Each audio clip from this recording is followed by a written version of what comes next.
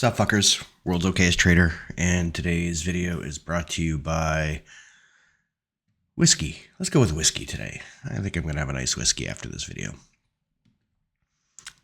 So, I know I said yesterday I was going to take a break. I actually got some good R&R yesterday and got a good night's sleep actually, which I don't normally get, so I don't know what happened. But so I felt good, felt like trading, so I did. What do we got going on? Early morning range. There was some news today. I don't know what it was. There was something. But looking at this downtrend, I initially had this here.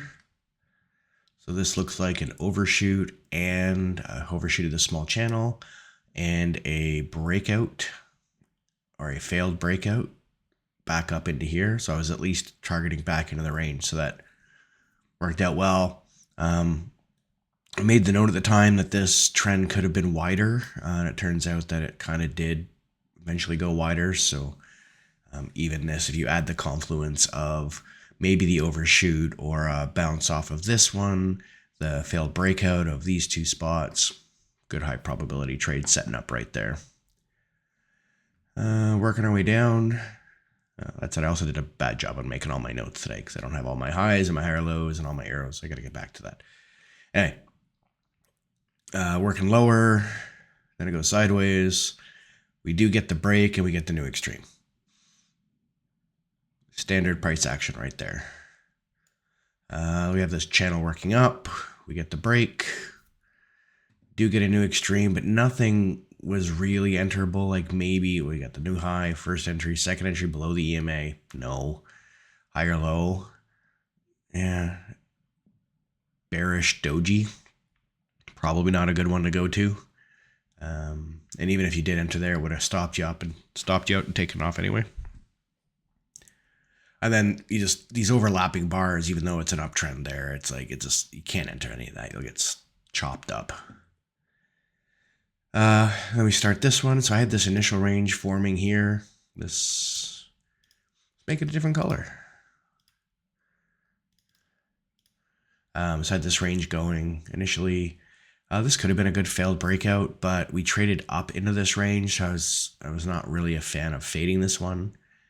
And then we sold off, started in the bottom of the range, and then I did some work stuff to do, day job stuff. So I wasn't really doing anything in here. But this one, I think it was this one I kind of liked. We have this channel working up here. Probably put it there, get a break, new high, maybe failed breakout. But, you know, it's kind of it's a pin bar, probably not the greatest to go short on. But it was at the top of the range. It was a 1, 2, 3 multiple test down at the bottom. And we have this channel working down, 2 legs to a new high, and then we get the new extreme down the bottom. We sort of repeat that again. And we end up going sideways. Then we started trading up out of the channel. Oh, and anyway, this yellow line is an overnight open. It was sort of bouncing around off of it, and I was acting as a magnet today. Anyway, working the channel up, and there's a bond auction. It generates news or movement. Don't really care what happened, but it generated some of this stuff here.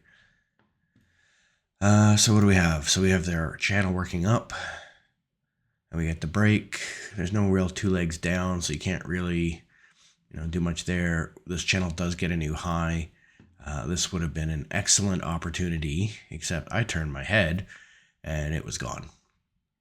I kind of was hoping it was. I think when I saw this was a fully green bar up to most of it, I'm thinking, oh, okay, we're not really going to do much, but I should pay attention here, and this is probably a mental error. We got the break in the new extreme, so we're going to look for reversal or a correction or a pause, or, we're not expecting a continuation at that point. So this would have been a good short to grab. Failed breakout. We've got our new high in place. Failed breakout. Might be worth the risk of a couple of points there to, at least get down to the EMA. I don't think I had this channel, this range really until maybe this bar. But yeah, your target would have been in this area, at least your runner.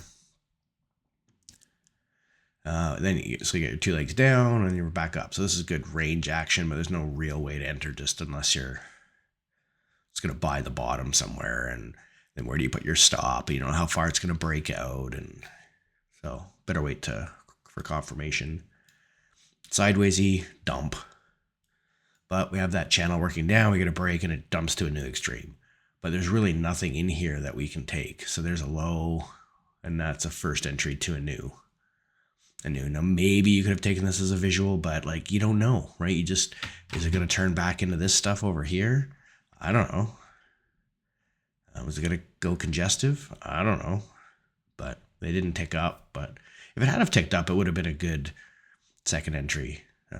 Ideally you'd want to not enter it at the bottom of this spot here because you want a room to scalp out. Because you don't anticipate it to dump the way it did here. And then what are we getting? We're getting into 330. Like it was, yeah, it was just slow. But I wasn't even in the office at this point.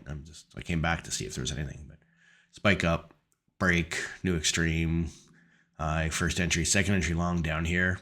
No pass, maybe a higher low, maybe. But look at all those wicks at the top of that bearish bar. Nothing really, even if that's the low. First entry, second entry, and that's not even a failure because it did make a scalper's profit. And then maybe you could have taken it as a failure up there, maybe. But then again, there's not a lot of room to scalp at the top of that. So then we get a break. So that's the new high. First entry, second. We talked about that one. Oh, so it's similar to that. Anyway, yeah, so nothing to do there. So yeah, one trade. I'll call that one a mental error. We'll go 1-1 on the mental game and 1-0 on the trades and call it a day and go have a whiskey.